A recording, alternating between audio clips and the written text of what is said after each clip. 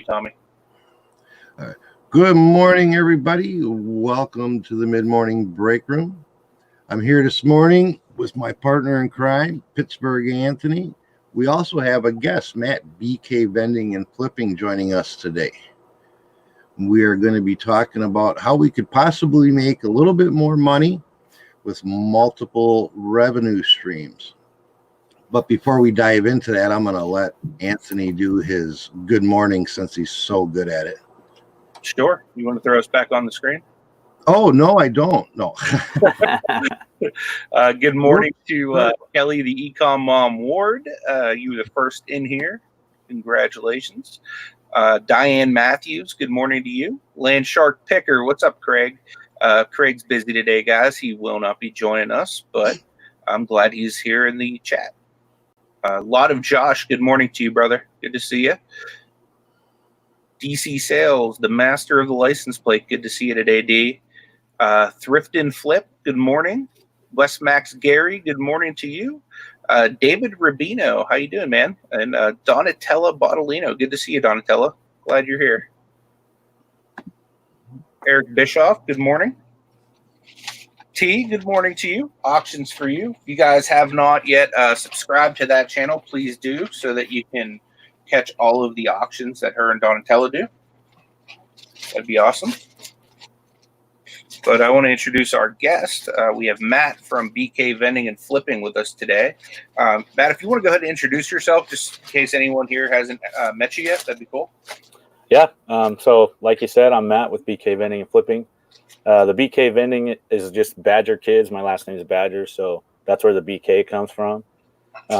We do both reselling, and then we also do some vending machines and charity honor boxes and stuff, because I was trying to find stuff that we could do with our kids to get them involved and to get them to earning a little bit of extra money. And so those are the two things that we came up with. So yeah, part-time reseller, part-time vendor, and I have a regular full-time job as well. So cool.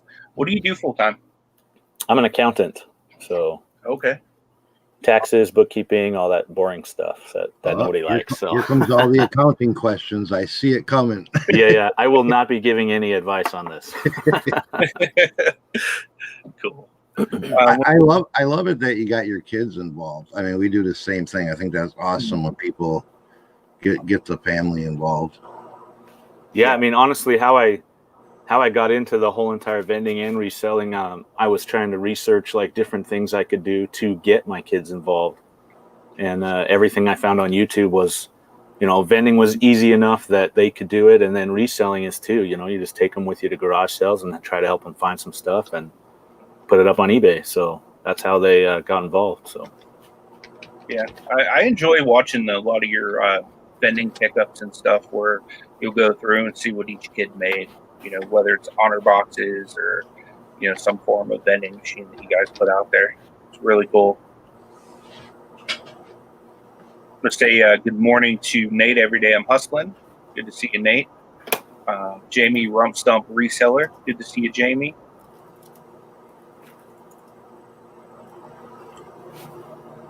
So when you're talking vending, are you talking like the big candy bar machines in break rooms, or are you talking about like the gumball machines in stores or the peanut machines in bars?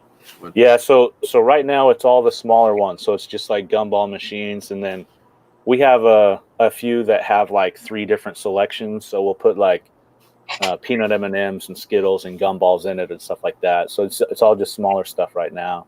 I mean, if I had more time to devote to it, we might get into some of the bigger ones, but for right now, it's just those little ones. And we've been actually having quite a bit of success with the little honor boxes. And so we're actually kind of focusing on that right now since my time is so limited. What do you mean by honor box? So like I have one right here. You guys, let me see this way. You guys can see it there. Like this one is set up just for lollipops. So you just fill it out and literally it just sits out like on the counter by the cash register, and then people put money in and take it. And I mean, doing those, you do have some theft you have to deal with. I had to talk to someone. Well, we've pulled a couple boxes due to theft, and then I've had to talk to a couple of the managers about theft. But ultimately, if you find a decent location, the theft isn't that bad. Most people are pretty honest. I mean, where do you typically get the honor boxes? Like if you're going to get one to set this up. So like we got ours through Sheridan Systems. That was the only one I knew of at the time. Mm-hmm. I've since learned there are others, but Sheridan Systems is pretty expensive.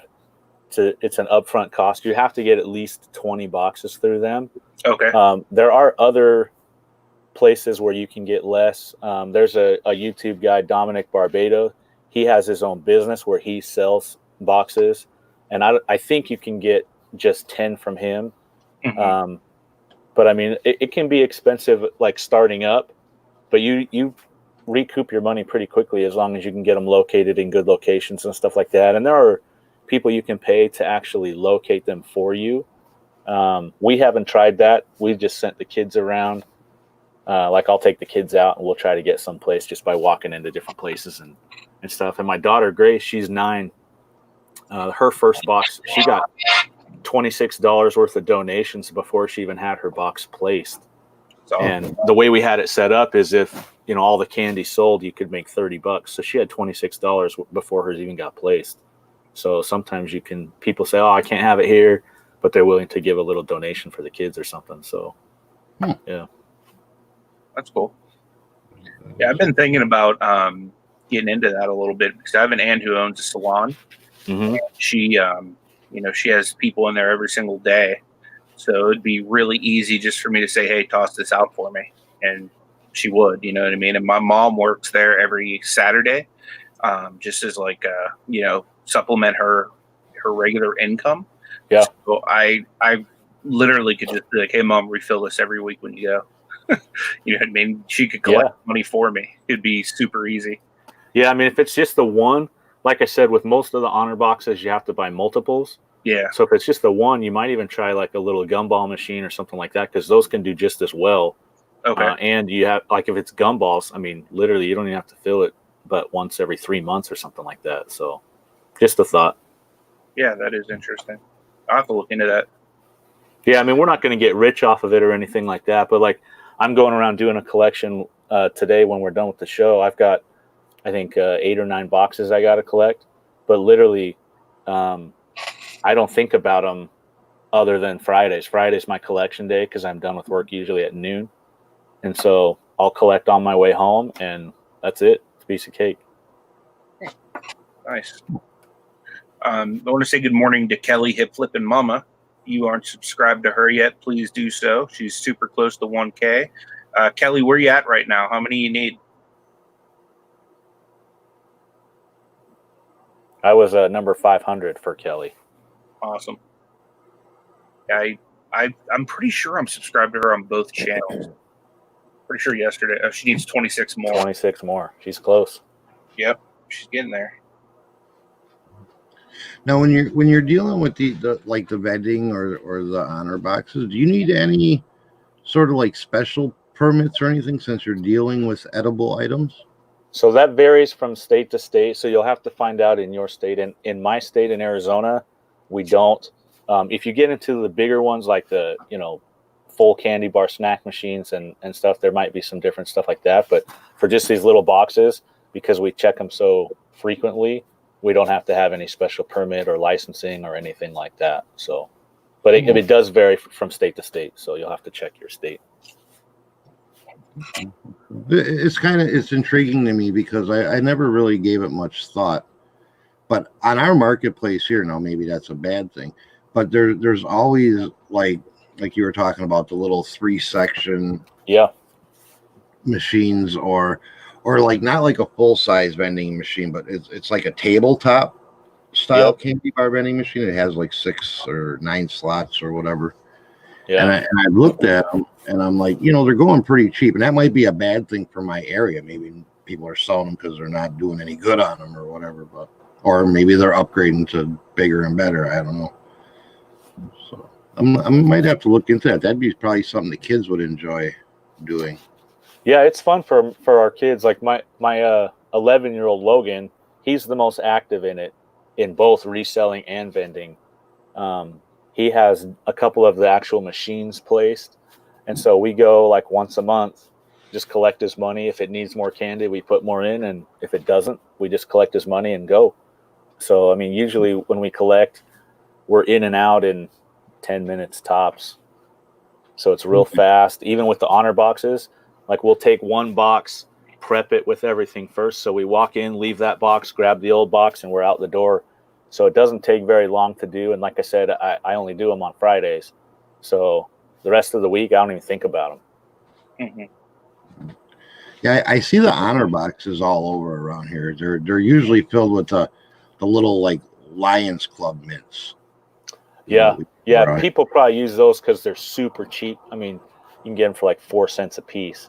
So they just chuck them in there and charge 50 cents, But yeah, I mean, it just depends. Like I said, we do some that are just pops, and then we do some that have like chocolate mixed in.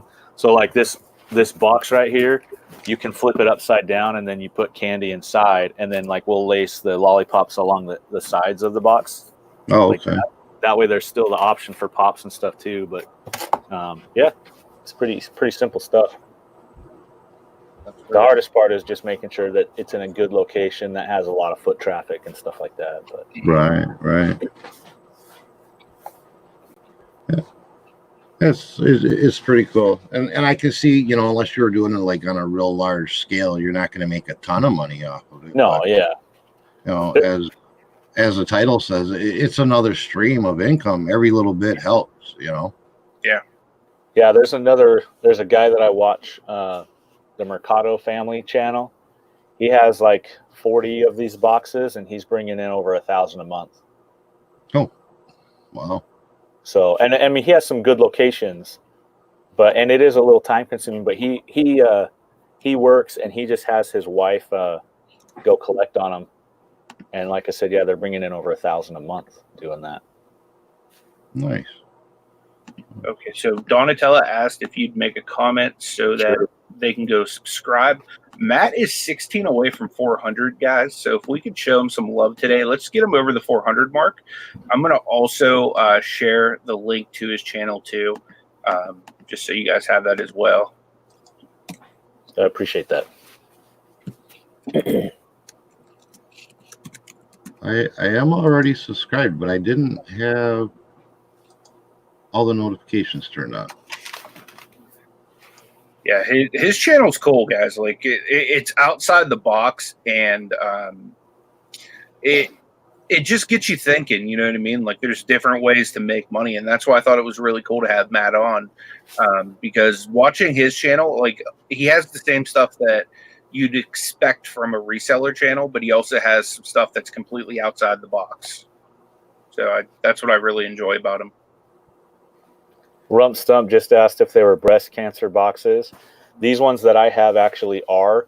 The charity is actually Candy for a Cause, but the donation portion does go toward breast cancer. But there are also other boxes, like I was mentioning earlier, where you can essentially choose whatever donation you want to make, whatever charity you want to work with.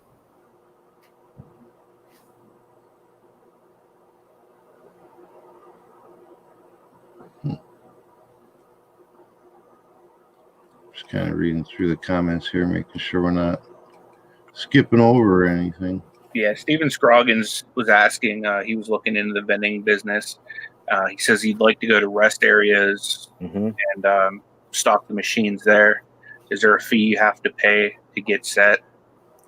I imagine there probably is. Those ones are probably run by the state or something like that. They might have like an individual vendor that they work with that runs those. So it literally, some of it is like who you know and how you can get in the door. But yeah, I mean, I recommend starting with the smaller like gumball machines because they're easier to maintain. There's not a ton of work involved, and then see how you like it. Because you can pick one up, like Tommy was saying, you can pick one up fairly cheap, and just test it out, see how you like it. And if it's something you enjoy and doesn't eat up too much of your time away from like reselling or something like that, then you can proceed from there, get more, or move up to like a big soda machine, vending machine, or this big full candy size. Good morning to Pearl is Precious and to Paul, Gate City Picker. Rump Stump, too, I guess I should say. Rump Stump asks, what is the split percentage between you and the charity? So with the Sheridan Systems boxes, which is the ones that we have, the charity, they require a set donation each month. It's $1.25 per box. So we pay for the candy and everything else that goes into it. Anything above that $1.25 we keep. So there are the other boxes where it's not affiliated with one charity. You set how much you want to donate to charity. So like the next time we buy boxes, we'll probably go with that company because we can do a better donation to the charity, which is, I mean, honestly, I mean, we do it to make money, but we do it to also help a charity as well. And the Sheridan Systems boxes, although they're very good boxes and they stand out because they're pink, the donation to the charity is pretty weak. So, is the initial buy-in, is that also considered a donation to the charity? I believe it is. I mean, it funds the boxes and the shipments and stuff to you, but like we bought 20 boxes. I mean, we're in Arizona, so maybe the shipping was high, but we paid like $115 just for the shipping. So it was really high. But I believe, there's no way it costs that to ship it to us. And so I believe a lot of that does go to the charity, but I'm not positive on that. Yeah. I mean, definitely being that it's all cardboard too, it can't weigh that much. Yeah, and it can't be expensive to make because it's cardboard, so exactly. Yeah.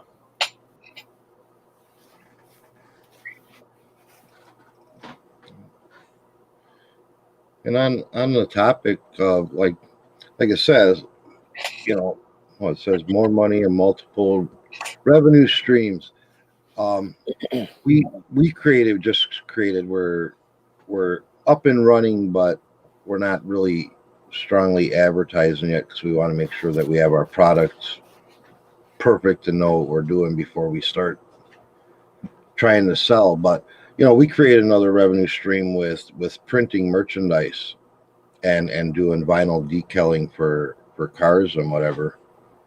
And I feel it's important for people if they can. Well, like you have multiple income streams. You have your vending, you have your job, and then you're also selling on eBay, right? Yeah. So I think it's good to have multiple revenue streams, especially if you are like a 100% entrepreneur and you don't have a full-time check coming in from a steady job or whatever, because anything can happen at any time. I mean, I could do something wrong or maybe something even out of my control and get my eBay account suspended 3 days, a week, whatever, 30 days. That would hurt if I had no other income coming into the house.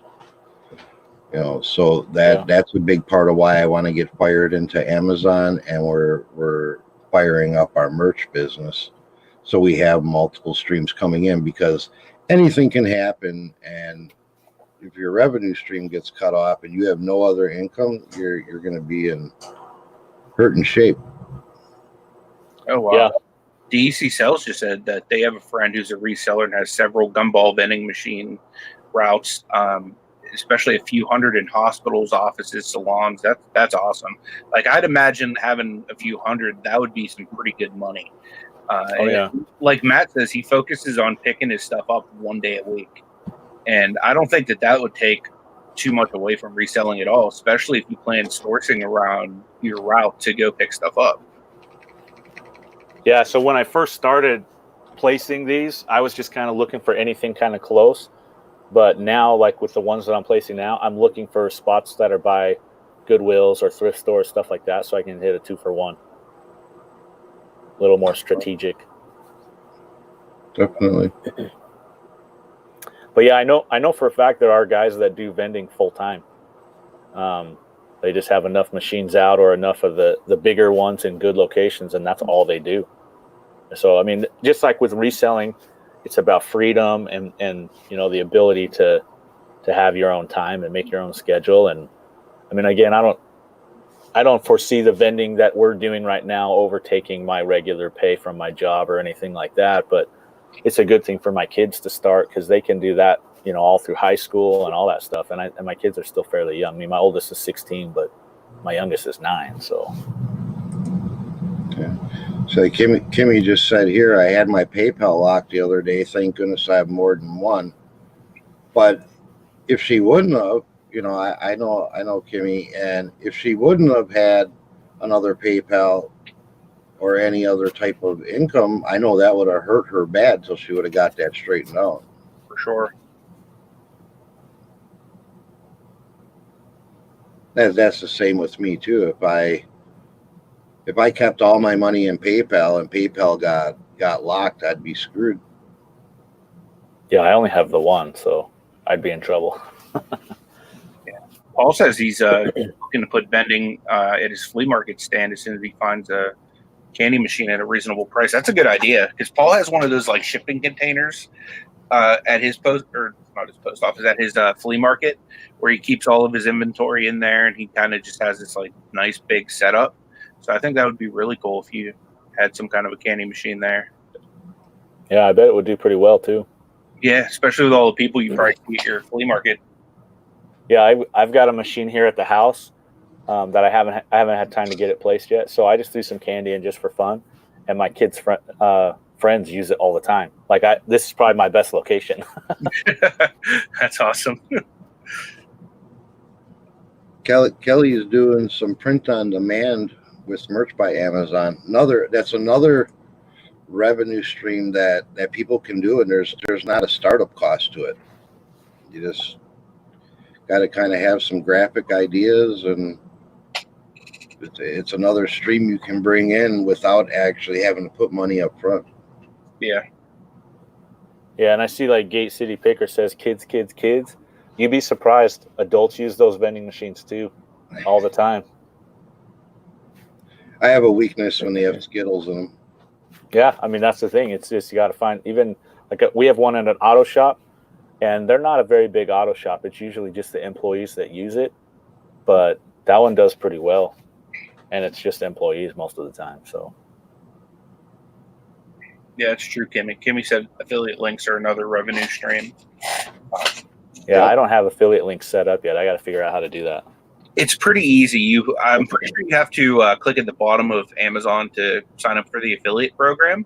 But once you do that, it's literally you can go to any listing on Amazon, and then there's like a little button you click up in the top left-hand corner, and it makes you your own custom affiliate link. Yeah, I'll have to look into that. Yeah, there's multiple ways to generate other income streams. You know, you got the Amazon merch, like Kimmy pointed out. You got affiliate links, and you know there's affiliate links for just about everything out there. You know, I mean, there's people out there that just make a living off affiliate links. Yeah, I mean, I could see if you have a good enough following, you know what I mean? Like, for example, with affiliate links, I normally will tell my wife's best friend and my aunt, who I know shop on Amazon pretty much daily. If you're going to go on Amazon, instead of just typing in the Amazon.com or hopping on your app, just, you know, I had my aunt create a shortcut on her desktop. Click this, and it basically the shortcut is my affiliate link to like go and buy whatever you want on Amazon. You know, and I was like, at first she was a little skeptical, like, well, I mean, if you're getting paid for it, like, am I getting charged extra? But once people realize that literally it's just you're advertising for Amazon, you know what I mean? Right. Like it's just a good way to generate just little bits of revenue if you have people that you know personally that will, you know, offer to just click your link rather than to, you know, just go straight to Amazon and whatnot. But even if you have a YouTube following, putting the links of what you use in your description, like I have like 500 links in there. I went crazy. I literally spent like 3 hours one night just going through thinking, okay, well, what's everything I have? Like I got like so crazy with it. I'm even like listing like the goof off I use, my like box cutter, and you know, like all kinds of stupid stuff. But people buy that stuff too, though. Exactly. You know, I figure, you know what, every little bit helps, and if something works well for me will help somebody else, I might as well just throw it down there. Yeah, so I mean, with the gumball machines and stuff, if that's something people are serious about, I mean, I found my initial purchase was all through Craigslist. I did a video about it. I got this huge lot out of this storage unit. I paid like $260, and there was like, I don't know, well over 200 machines. that I ended up with. I've since sold a bunch of those off. Like I've made my money back on that purchase like 3 times over just selling machines. But yeah, you can find a decent one for pretty cheap on Craigslist or even OfferUp or something like that just to get you your foot in the door, you know.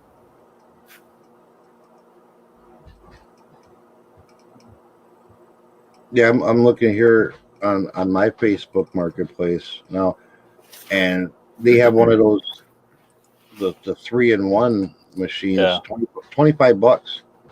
Yeah.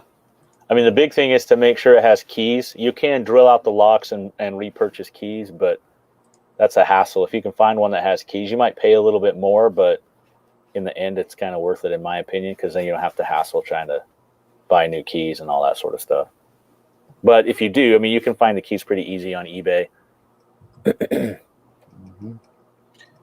DC Sales is asking if eBay affiliate still works with 10% eBay bucks and other promotions.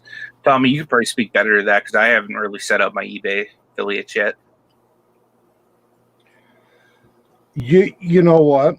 I honestly couldn't tell you if it still works or not. I mean, I have my eBay affiliate links, but I mean, I don't really pay attention to them. I set them up quite a while ago, and I just let them ride. And every once in a while, I'll just see a cash back bonus or deposit from them, whether it's the eBay or the Amazon ones. But I don't. I kind of set them and forget them. I don't really pay attention to what's working and what's not, to be 100% honest. Yeah, that's kind of what I did with my Amazon stuff too. Tommy, have you noticed, is there an eBay Bucks attachment with that, or you haven't noticed? I haven't noticed. Like I say, I haven't even focused on my affiliate links in such a long time. You know, I have some in my link tree. When I share my stuff onto like Twitter and my Facebook page and whatever, sometimes I even forget to use, because I can affiliate link my own stuff, and I even forget to use them half the time. Yeah. And that's through that eBay partner network that you can set that up with.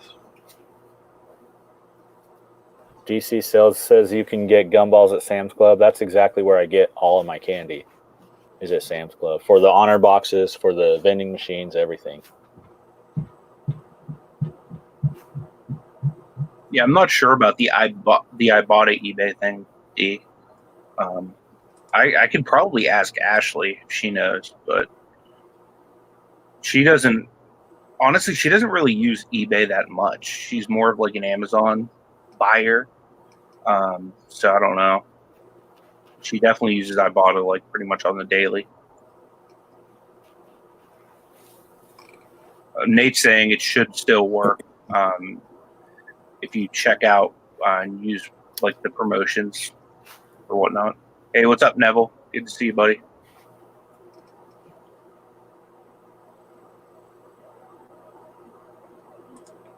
You got me looking at all these vending machines on here now. And Don't get sucked in unless you're sure it's what you want to do. right. Well, I'm looking at these bigger machines, like they have the big like break room style ones. Either way, $250 research with keys. Yeah, the big ones there, I mean, you can find them fairly inexpensive. Like my thing with those is it's more of a weekly thing you've got to go back and check on and refill and stock, and it's a lot of work to just jump into. For me it was because I have a full-time job and I'm busy with kids. I coach my son's football team, so I mean I got all kinds of stuff going, and so yeah, that's why we didn't go with the big one right away, because it's a lot of additional work that I just don't have the time for right now. But you can certainly make good money with them if you can get them in the right spot. Yeah, I would think. I mean, if you gotta fill your machine every week, that means you're selling through your stuff. So yeah, that would probably amount to some pretty good money. Mm-hmm. Definitely. Yeah, I mean, if it's something you guys are seriously considering, check out the YouTube channels. I mean, there's tons of them that do vending. You get way better information than what I can give you. But yeah, just do your research. I mean, obviously everybody knows that, but just do your research. I actually got a friend that lives down in Milwaukee metropolitan area that I'm from, and he I don't think it was his business. Maybe it was. I don't know. I never really paid attention to it. I just know he had a van full of goodies and he traveled around emptying and filling vending machines almost every day, you know. And he would literally have these like money bags full of change in his van all the time. It was like, Yeah, you get a lot of. I've got, I don't know, probably $150 in quarters just sitting in my bedroom right now, not rolled up or anything. I got to roll them up and take them to the bank. But yeah, that happens with the vending stuff. You end up getting a lot of change, but still spends the same. So Yep, that's for sure. yeah, absolutely. Fishing and Picking says you can make money with Amazon Mechanical Turk, the data entry jobs that pay by the task. I've never even heard of that, to be honest with you. me neither. Yeah, I'm not familiar with that at all. I'd be interested to know, like anybody in the chat, what other, side revenue sources they have, what else they're doing. Yeah, absolutely. Like my kids, for a little while, they didn't like it, but they started it. They started a little business where they would go around and clean up dog poop in people's backyard, and people would pay them. They did it for a little while, and then they're like, "This is gross. I don't want to do it anymore." But the few jobs that they did, they made pretty good money for the time that they spent there. For sure. Good morning, Leticia. I know Craig does like programming and like computer website stuff, or I don't know. I'm not as technical as Craig is on that stuff, but he does that stuff on the side. And from what I understand, he probably makes a little more money doing that than he even does reselling because of what I guess how expensive of a side gig it would be or whatnot. Yeah, it sounds like every time he's talked about that, it sounds like he does make more doing that. Mm-hmm. I mean, that's what I've gathered. He's never come out and said, "Hey, I make more doing this than reselling." But just from what I understand, he does pretty well with it. Craig, if you're still in the chat, could you let us know if you do make more doing that on the side? Or at least like a percentage, like maybe you make 40% of your monthly,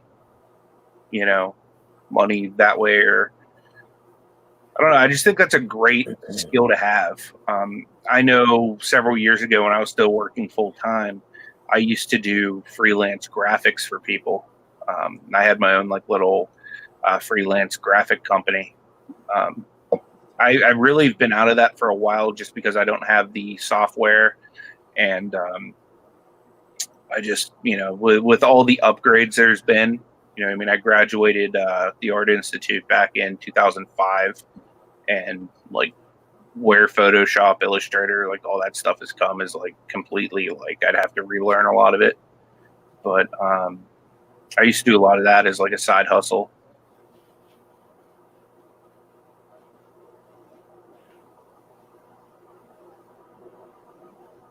I'm guessing Craig's probably not in here right now. Yeah, doesn't look like it. Kelly Ecom Mom says she does DoorDash sometimes. That's cool. Make some extra money. And DC Cell says her son started a new venture making 1-inch buttons at school. I've got a foot buttons. I don't know. My brother-in-law, he has an Etsy where he sells like little Lego figures that he's turned into like medical card holders. So they have like that reel, that will reel them back, but it just holds those. And he sells almost $1,000 a month on that. Oh wow! Just those little figures. Wow, that's nice. Nate wants to know if anybody sold a bunch of stuff today, like more than normal. He woke up with 6 sales. He hasn't had that many on eBay in a long time. Nice. I didn't. We were talking before the show went live. I only have 3 orders going out today, and today Macari is outselling eBay 2-1. So, but then again, I haven't been running any promotions. I just started a 10% sale right before we went live. Yeah, my store is down, but I assumed that was going to happen when I went away for a couple of days. Mm-hmm. So it'll take a little bit to get that fired back up. Yep. I'm still reeling back after that trip to Derek's. You know what I mean? Like, it didn't hit me initially, but like a week after I was back, you know what I mean? Like, it started to pick a little bit back up. But yeah, well, I wasn't as gone as long as you are, so I'm hoping by like the end of the weekend it starts picking back up as my activity increases. one thing that worked for me is I used until the end of the month a 20% off sale of the entire store. So that kind of helped things move while I was still trying to get things back to where they needed to be. I usually only do like 10% sale. I don't really go much more than that. Yeah, I'm at a 10 now. The only time I've really gone super high is like Black Friday. I'll do like 50% off stuff. Not everything in my store, but like I'll try to make it like pretty elusive to, you know, buyers on eBay, and then I'll share it out on social media and let people know that, you know, there's thousands of items that are 50% off or whatever. Get your Christmas gifts now type thing. So I haven't ever sold during the fourth quarter. I mean, are there specific days like that you should be doing sales? Obviously, Black Friday is a big one, I know, but like Cyber Monday, I mean, do you do something special for Cyber Monday? I do. Yeah. I'll sometimes, like last year, for example, I kept the 50% off running from Black Friday to Cyber Monday. Tommy, do you do anything like that? I never really done anything special for either one of those. I mean, I pretty much consistently have a 20% sale going. You know, so I don't really go up and above that on them days. I mean, if I'm really trying to push some inventory, I might go. I think my biggest sale ever was 30%. Yeah, I mean, I really 50% at one time a year. I'll do it. But I will exclude items, because when you set sales up, you can exclude certain items or certain categories. Yeah. I'll exclude the things that I know for a fact are going to get me full price. But for the most part, a lot of stuff. I mean, and that's another good way to get rid of stale inventory. Just completely slash the prices on it to get your money back on it. And pretty much for me, at 50% off, I'm still making money on most of the stuff that's in my store. You know, it might not be a whole lot at that rate, because I basically give away all of my ROI. But typically when I source, I like to get at least triple my money back, unless it's something that I know is going to be a super quick flip. Right. That's pretty much what I go for is triple. I'll buy things at 5 times, you know, what I feel I can list for 5 times what I'm paying for, and then by the time the fees and everything come off, I'm hoping to triple my money. Yeah, absolutely. Yeah, doesn't always work that way, but that's what I shoot for. Yeah, that's the same thing I do, is try to make sure I can triple my money. Like, I had my best sell, I think, probably ever the other day. I found this Rydell Speedflex helmet at Goodwill, and it happened to be half off day, so I ended up paying like $12.50 for it, and it sold for $2.27 within like 2 days of me listing it. So I might have listed it even too small, but too low, I mean. But it was a good sale. Yeah, definitely. Yeah, I wish I could find them kind all the time. Yeah, absolutely. They're hard to come by. I mean, I went when we were on our sourcing trip. Went into this one little thrift store. It actually wasn't that little. It was probably about the size of a Walgreens. But we went in there, and from the outside, it looked like, man, this is probably going to be a dive. And I'm glad. I was just going to keep going, because it looked kind of dumpy, you know, kind of shady. But I walked in there, and I'm glad I did, because I was buying things for like $1.50 that I know I'm going to list for 75. Yeah. You know, their electronics, like their clothes were super high, Yeah. but all their housewares and their health and beauty items and their electronics were like dirt cheap. So I loaded up there. Do you guys find in the fourth quarter, is it better to try to just do like new items, or the used ones go just as well? You know, for me, fourth quarter isn't a real big thing. I mean, my sales don't change a whole lot, but I'm primarily used items. Where I make my money is after Christmas, and I think it's where people are spending their gift cards and everything they got for the holidays. Because my busiest time is when most people say that theirs fall off, and it's like January through March, you know, till the end of the tax time is when I make. Those are my best months. Hey, what's up to George? George, new to the game, loving it, affiliated with What the Hells, but you're ventured out on your own. She appreciates our knowledge. Hey, thank you for being here. I appreciate you being here. For sure. Oh, that's cool. You ever have any questions or anything like that? Being that you're new to it, feel free to reach out to any of us. I'd be happy to help you, come alongside, and see you succeed. Yeah, DC Cell says collectible items sell well, new or used. I think Lonnie's really a testament to that. Just with all the collectible inventory he gets in and just pretty much blows out. Right. Awesome, George. Glad to hear that. Yeah, Tommy Moronic Pest said, same here. I sell mostly used items and do more in first quarter than the fourth quarter. Yep. It's always my best time. Yeah, I sell mostly used, so that makes me nervous for tax season because that's my busiest time at my regular job too. But we'll see how it goes. You know, and I think a lot of it plays part. Like I say, most of my inventory. I mean, I have some new replenishable stuff, but it's nothing that people are buying for gifts. You know, and the used stuff, I think people probably, unless it's like something collectible, somebody collects something specific. You know, I don't think people buy things used to give as a gift. You know, they're looking for the new items.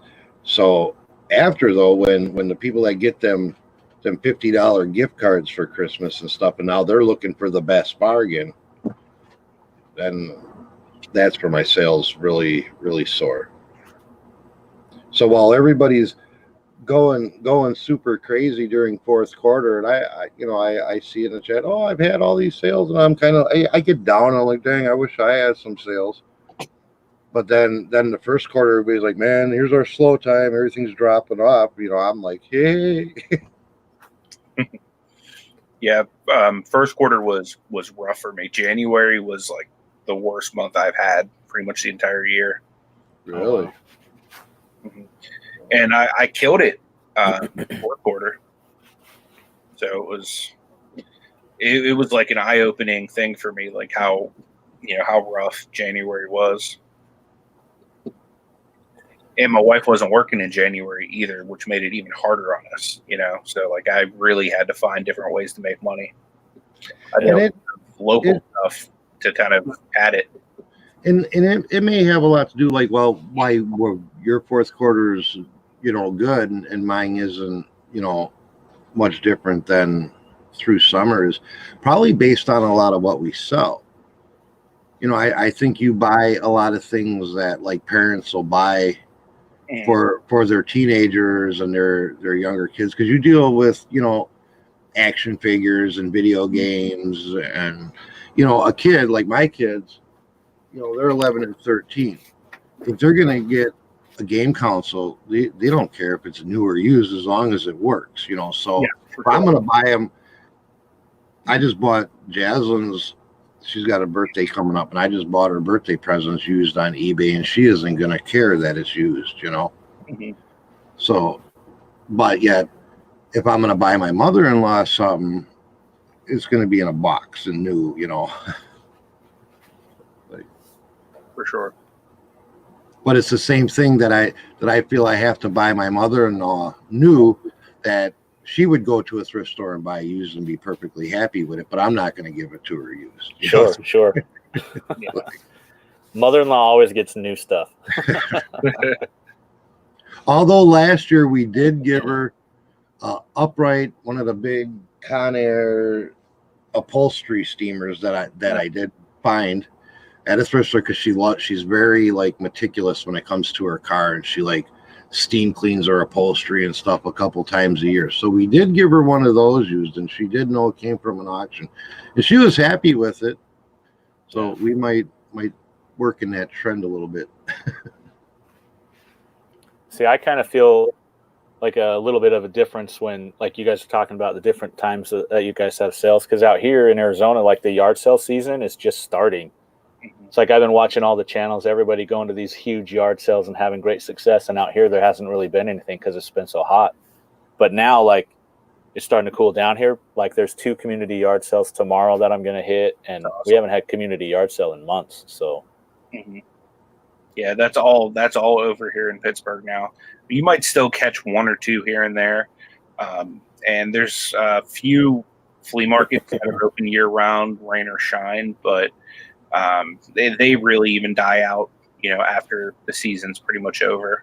Like, at this rate, September, October is where even some of them close down for the year. Yeah, the flea market out here, the main one that I know of, it's all like new vendors.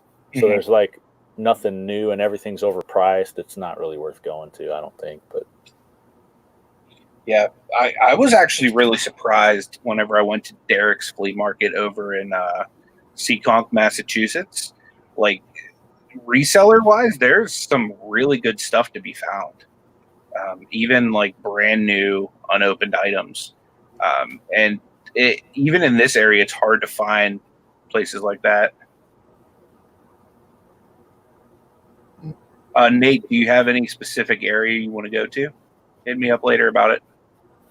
What was that you put up there, Tommy? Oh, that was I was just, where did it go? Here it is.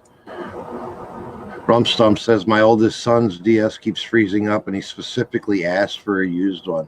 He says it'll be less money when it's lost or breaks too. that's smart. Yeah, for sure. Now, especially this time of year, even if you were to get a new one, they sell those 2DSs like dirt cheap now, especially if you get the first version of it that it doesn't fold. You can get those dirt cheap, and they normally come with a bundle now. But even finding those like used, locally are typically pretty cheap. I found multiple DSs just out in the wild, like for $10. Normally that comes with a case and some accessories. I found a Xbox One S at a Goodwill. It said, there was a sticker on it that says like bad hard drive, but I bought it because it was only $29.99. Brought it home and I reset it to factory settings. It's been working just fine. Haven't had a single issue with it. Cool. Yeah, it makes sense, Jamie. That's what I had to do just because I'm cheap. I got the 2DS, the one that doesn't fold, just because I found it at a good deal. It came with Mario Kart and some accessories. So I was like, yeah, that's all I need. I have a couple of those that I picked up. They've been sitting on the shelf over there because I just haven't took the time to test them. Yeah. I could probably get those up. You know what we should do one of these days? We should do like an inventory swap. Like, I'm not saying me and you, but we should set that up like a community swap. I think that'd be really cool. Like, everybody. I think that would be cool. That would be cool. Like, because, people know that I like video games, action figures, that kind of stuff. So somebody send that, and I got all kinds of clothing, brand new with tags. I have thrifted clothing. Like, I just hate doing it. Like, straight up, I hate listing clothing. Yeah, I don't do much clothing either, just because it's the same thing. Like, I know Tommy has a setup, but like the measuring and stuff for me, like, I don't know what I'm doing. So I'm sure I can learn it, but I'm just not into it right now. Hey, do me a favor. Can you email me what's going on with your daughter so I can pray for her later? I'd appreciate that. Yeah, I was actually going to just mention that. Hopefully she's okay. Yeah, absolutely. when we first started doing clothing, it was like, oh my goodness, I can't. We were trying too hard. Mhm. You know, we'd pick up a blouse. We knew it was worth money, but we didn't know clothes. Like, I am not a fashion guy at all, you know. Yeah. But Yeah. I'd know the name or whatever from hearing other people talk about it. So I'm like, well, it's gotta be worth something. And we'd spend so much time trying to find that exact shirt to comp it against that it was like, yeah, forget that. And then taking so many measurements, and Mhm. it would literally take me almost 40 minutes to post a blouse, you know, from start to finish. And you start learning the shortcuts, and you learn not to be so picky. You're not going to find that exact blouse 9 times out of 10. Just get a general idea by the brand and the style. Now I can go and I can list a blouse that took me 40 minutes in like 4 or 5 minutes, Mhm. including pictures and everything, measurements. That's great advice, because like when I see, like, say, I don't know, Tommy Bahama, I'll just throw that out there, like a shirt, I'm always looking for that exact shirt to comp, but it makes sense to just look at, because yeah, the odds of me finding that exact one probably aren't very good, and maybe that's part of the reason I don't do clothing, but that's good advice. Yeah. Yeah, and there's a difference. Like, you know, if you look up, say, Tommy Bahama, for instance, there's going to be a difference between like a Tommy Bahama that's just a Tommy Bahama average everyday one, and then there's ones that have like a louder print that are going to sell for more money, you know. So just find a similar style. Try it. You're going to spend way too much time looking for something that's probably not there. Yeah. And Matt, or not Matt, Paul said that every time he wants to get out of selling clothing, he has like a $400 a day with it. And I really can't complain about clothing today either, because 2 out of the 3 packages going out are clothing items. So Yeah. I've had them for a while though. Like, these are like from like last January RA at Ross Dress for Less. But I made a good enough return on my investment to have made it worth sitting on them that long. And then I think the other item is a hat, which I guess you could technically put under clothing, but it's more of an accessory. I don't know. I do pretty good with hats too, and I don't mind listing hats because those are easy enough to just throw on the table and snap a few pictures. I found speaking of hats, I found like a vintage John Deere hat at an estate nice. sale.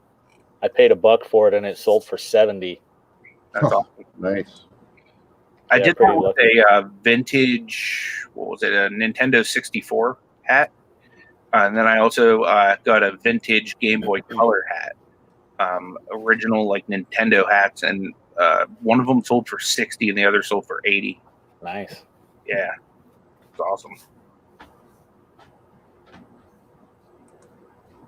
DC Sales is asking, how much RA do you guys do from clearance at high-end stores? I don't actually do any RA right now. I don't do very much at high-end stores. Like, be honest with you, like the main places I source RA is Ross Dress for Less, Walmart. I mean, those are the 2 main ones. But if I'm at a store, then I will. You know what I mean? It just depends. Like, I source like as I go about my day. You know what I mean? Because my wife needs to go to Walmart like once or twice a week. So as we're there, we'll go through. We'll do the scanning and get whatever we can to make some money while we're there. Kind of offset what we're buying for the house. And Ross Dress for Less, I try to just go on markdown days. I haven't really gone very much lately, but as the season changes, I typically go every Monday. You'll see early on in my channel, I started the channel in January. There was at least one Ross Dress for Less video a week, and that was typically because I'd go every markdown day and see what I could find. I do plan to go to JCPenney this weekend, though, so there might be some kind of RA video coming from there, because I got an email that there's like a up to 80% off sale. So I definitely want to try to take advantage of that. I don't do any RA at high-end stores, mainly because we don't have any. I mean, within an hour and 20 minutes, our high-end store is Walmart. That's the top of the chain right there. Within an hour and 20 minutes, once we move into a more metro area, I would probably get more into that. Oh, that's an incredible testimony here that Jamie just said. We prayed for her grandmother the other day, and it was looking bleak. And they found something that they didn't know about before, and they did an emergency surgery, and now she's, back to her old self. So back to sassy. Yep. That's awesome. Cool. Yeah, that was great. Yeah, we had a Sears here that went out of business. I don't know, like 3 or 4 months before I started reselling. I wish I would have been reselling then, because stuff was like 80-85% off, and they're just trying to clear it out. And I could have scored pretty good there, but wasn't reselling yet.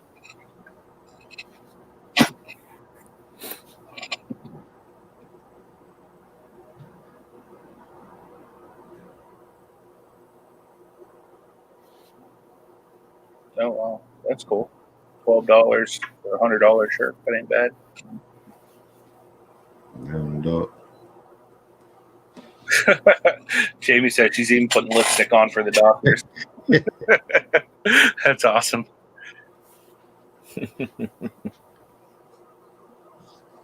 yeah, we here in Adams in Wisconsin, our shop goes shut down, but there was no deal while they were liquidating until another liquidator bought what didn't sell through the first liquidation company.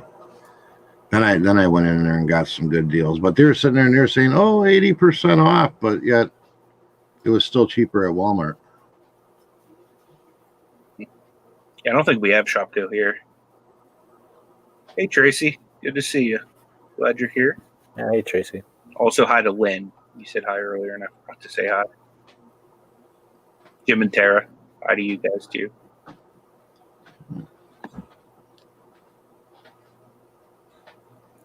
Do you guys do a lot of sourcing at just regular Goodwill? I know you guys hit the bins a lot, but do you do any at the regular Goodwill stores?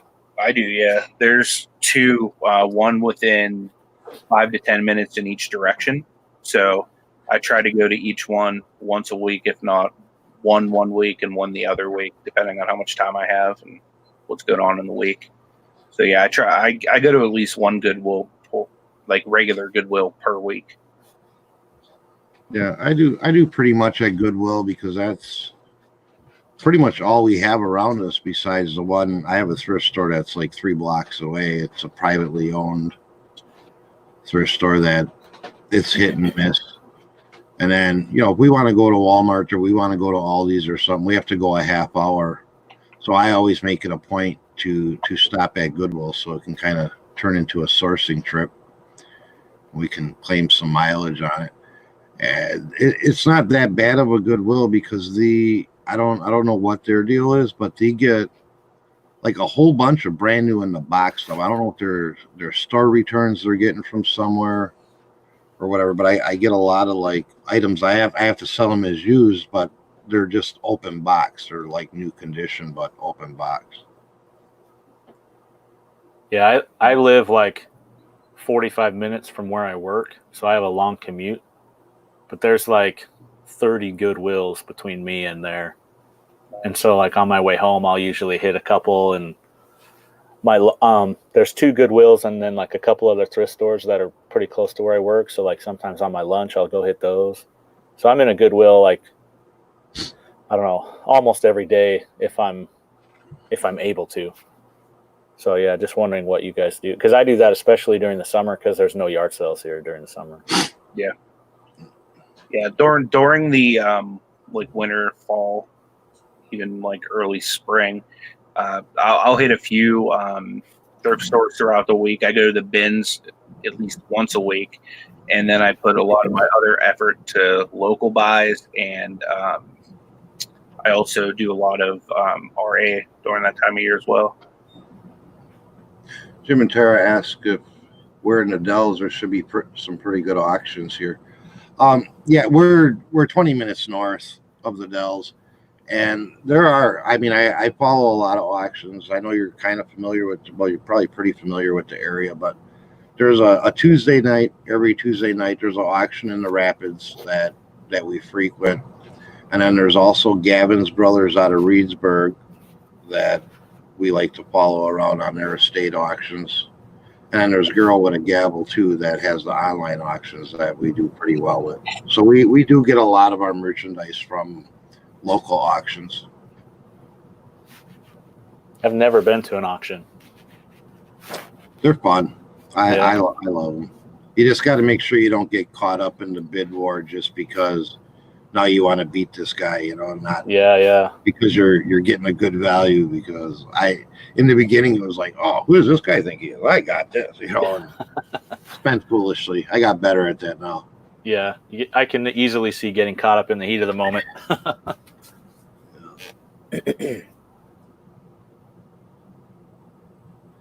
And then we also have some online auctions. They're strictly online, but the pickup locations are fairly close that we follow too.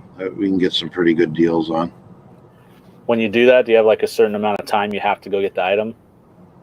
Yeah, like on the online auctions, they'll close like say on a Sunday night, and then the pickup is usually two days later. They'll have like 2 different days. Like if it closes on a Sunday, you can pick it up Tuesday or Thursday. Yeah.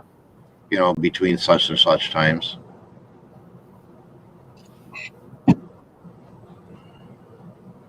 Some auctioneers are hard for me to understand, so I don't go to many. Destiny's like that. Destiny's got that Meniere's thing going on, and she's supposed to wear hearing aids. She don't wear all the time, so a lot of times it's hard for her to understand the auctioneers unless they're a slower auctioneer. We go to the Gavin Brothers one, and I know all she hears is So, wouldn't something should be like, how much did we pay for that? Yeah, I see that Jim and Tara said that Auction Zip is a good one to check too. I use that here, every once in a while. Then I have signed up for a couple of the storage units facilities that are near me. I've signed up to their personal mailing list every time they're getting ready to do an online auction. So I get notifications every time they're doing some kind of online thing. And I actually just the other night, I put in 2 bids on 2 different units that are like 10 minutes from my house. So hopefully, something will come of those. I literally just started it off at $5, so I'm not expecting to win either one at $5. But if I can get it cheap enough, you know what I mean, it'd be a nice little, bump in inventory for me. I just registered with that bid13.com for storage auctions. I've been watching those. I have yet to buy one or even bid on one yet, but I got to clean out my storage unit before I can go to that level of buying at one time.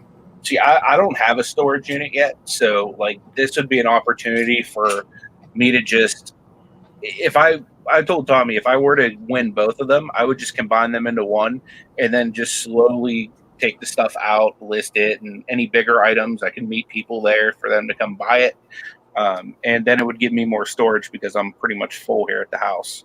So that's pretty much the next thing. I mean, me and Ashley are actually even talking about fixing up the house and putting it on the market so that way we can buy a bigger house. That way we have more room for reselling because I like having everything at the house. I don't ever have to worry about anything, especially if it's a light day. I can just go downstairs, pack up a few things, toss it in the mailbox, and be done with it. Not have to worry about going anywhere or doing anything. You know what I mean? So I really like the aspect of having the entire business like localized at home. Especially, we don't have kids or anything, but we have 3 animals that, require attention throughout the day and stuff. So it's just nice, being home so that they can not be locked up or. Not that we lock them up, but I mean, we put our dogs in the kitchen so they don't pee all over the house while we're, working or doing whatever we're doing. So it's nice being able to have that flexibility of being home. Well, plus if you have a day where you're not feeling well, you don't have to run to the storage unit. You know, I mean, like Justin RVA, he goes every single day. You know. But, Yep. Yeah. Hey guys, I'll be right back in 1 second. I gotta run upstairs real quick. Okay. Do your thing.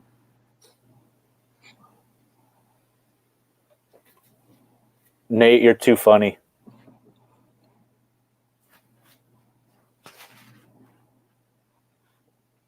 But yeah, I wouldn't mind having a storage unit just for, the fact of I have a couple people that want to do consignments with me, but I don't want to put all of their stuff in my basement because then it would take away from stuff I could be putting in my basement.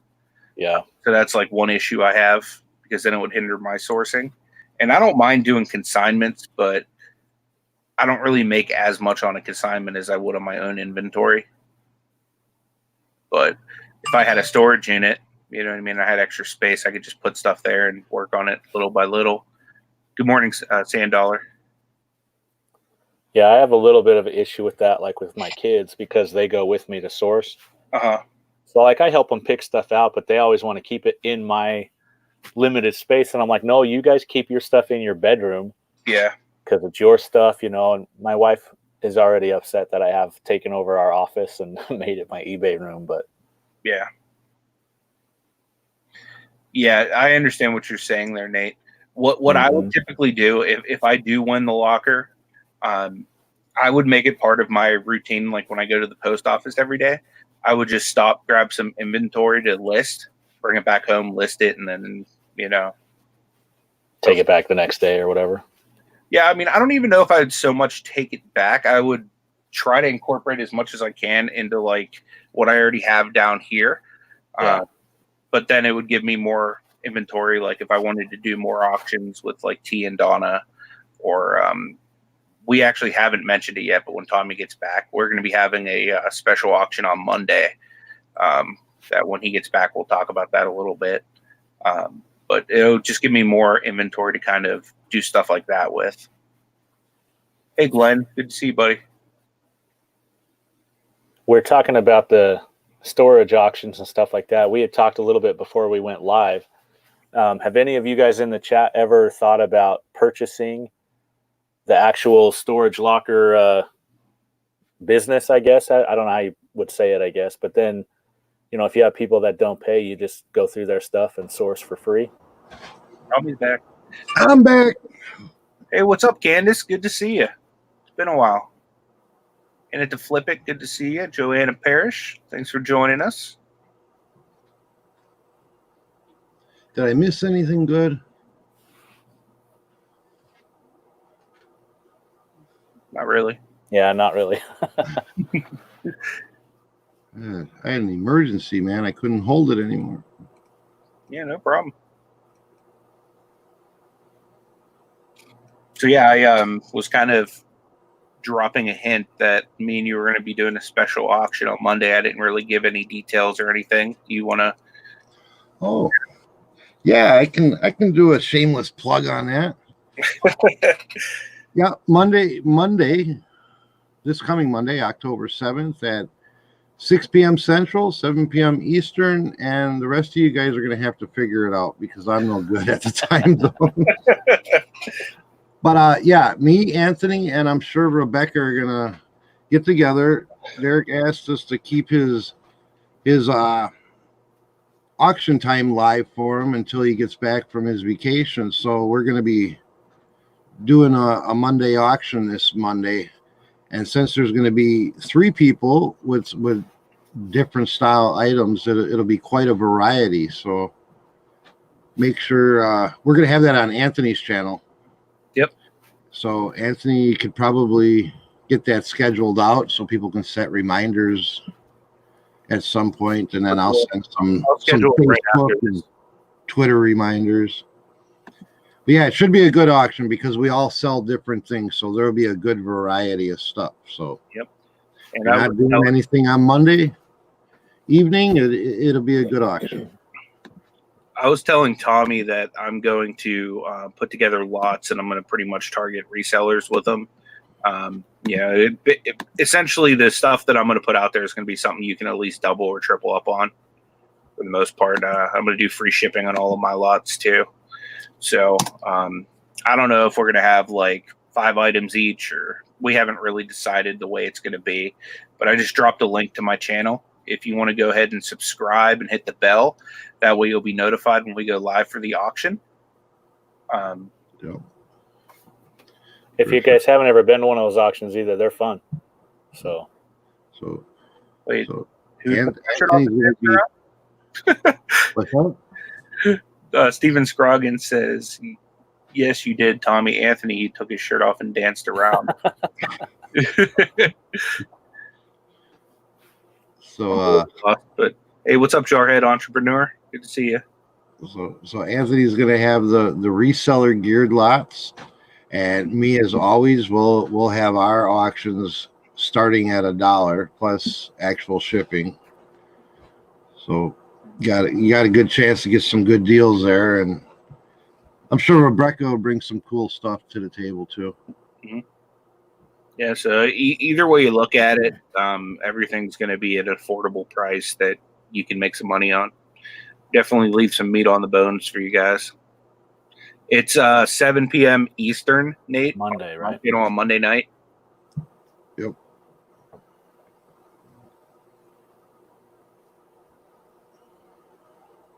Yeah, Nate, that'd be awesome. He said if I find some good storage lockers that are big, he'd be willing to help me and split it. Yeah, definitely, man. See, I wish I had somebody in the area here that I could partner up on some bigger purchases. Yeah, that's the nice thing.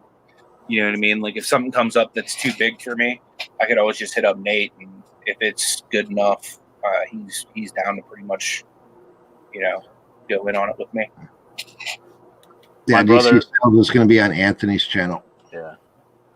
My brother-in-law, he's not a reseller, but he wants to get into storage lockers, so he's told me he'd split them with me if I ever wanted to, but right now I'm not at that point. Yeah. That's Give true. Nate has a warehouse too.